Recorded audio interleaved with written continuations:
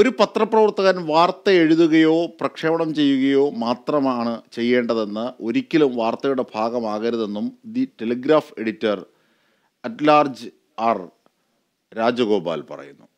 എപ്പോഴാണോ ജേർണലിസം വാർത്തയുടെ ഭാഗമാകുന്നത്, അപ്പോൾ ജേർണലിസം ജീവിതത്തിന് അപചയം സംഭവിച്ചതായും പത്രപ്രവർത്തകർ കണക്കാക്കണമെന്നും അദ്ദേഹം കൂട്ടിച്ചേർക്കുന്നു. കൂടാതെ ഇന്ത്യ ഒരു ജനാധിപത്യ രാജ്യമാണെന്ന് പറഞ്ഞ് അഹങ്കരിക്കുന്നവരാണ് ഏറ്റവും വലിയ പോഴത്തരമെന്നും അദ്ദേഹം കൂട്ടിച്ചേർത്തു. പ്രസ് ക്ലബിൽ നടന്ന ശങ്കരനാരായണൻ തമ്പി അനുസ്മരണ ചടങ്ങിൽ മാധ്യമങ്ങൾ ഇന്നത്തെ ഇന്ത്യയിൽ എന്ന വിഷയത്തെക്കുറിച്ച് സംസാരിക്കുകയായിരുന്നു അദ്ദേഹം. നമ്മളൊരു ന്യൂസ് റൂമിൽ നമ്മൾ ചെല്ലുമ്പോൾ നമ്മുടെ ഗുരുക്കന്മാർ പറയുന്ന ഒരു കാര്യമുണ്ട്, journalist are supposed to report news, not to make news.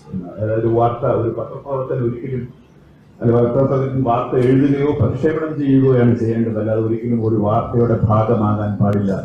എപ്പോഴൊക്കെ ജേർണലിസ്റ്റുകൾ അല്ലെങ്കിൽ ജേർണലിസം വാർത്തയുടെ ഭാഗമാകുന്നോ അപ്പോഴൊക്കെ നമുക്ക് തീരുമാനിക്കാം എന്തോ ഒരു അപചയം, അതായത് journalism is in great danger എന്ന് മനസ്സിലാക്കാം.